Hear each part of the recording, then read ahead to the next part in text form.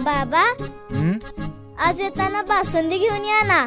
अगं, कालच आपण आईचा वाढदिवस होता म्हणून आणली होती ना. ऐकलं, गोकुळची बासुंदी पुन्हा खावीशी वाटतेय.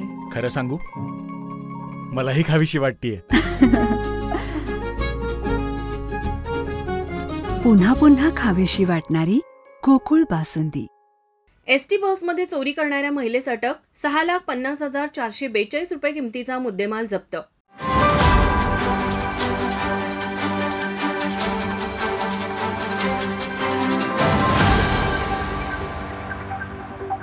कोल्हापूर बस स्थानक तसेच एसटी बसमध्ये चोरीचे प्रमाण वाढले आहे. या अनुषंगाने पोलीस अधीक्षक महेंद्र पंडित यांनी चोरीचे गुन्हे उघडकीस आणण्याच्या सूचना दिल्या. त्यानुसार स्थानिक गुन्हे अन्वेषण शाखेचे पोलीस निरीक्षक रवींद्र कळमकर यांनी एक पथक तयार करून एसटी बसमधून सोन्या चांदीचे चोरी केलेल्या गुन्ह्यांचा तपास चालू असताना पथकातील पोलीस अंमलदार शुभम समकाळ व महेश पाटील यांना गोपनीय बातमीदारामार्फत माहिती मिळाली की पल्लवी चौगले ही चोरटी महिला गर्दीचा फायदा घेत प्रवाशांकडील सोन्या चांदीचे दागिने व महिलांचे पर्स चोरी करत होती. ही चोरटी महिला चोरीतील दागिने विक्रीकरिता रामलिंग फाटा हातकणंगले या ठिकाणी येणार असल्याची माहिती पोलिसांना मिळाली. त्यानुसार पोलिसांनी सापळा रचून पल्लवी प्रशांत चौगले वय 20 राहणार आंबेडकर नगर कोरोची तालुका हातकणंगले जिल्हा कोल्हापूर हिला ताब्यात घेऊन तिच्याकडून 54 ग्रॅम सोन्याचे घंटन, 17 ग्रॅमचे सोन्याचे मंगळसूत्र, 11 ग्रॅमचा सोन्याचा नेकलेस, 3 ग्रॅम सोन्याचे मंगळसूत्र, 2 ग्रॅम कानातील सोन्याचे टॉप्स असा एकूण 6,50,424 रुपये किमतीचा मुद्देमाल जप्त करण्यात आला.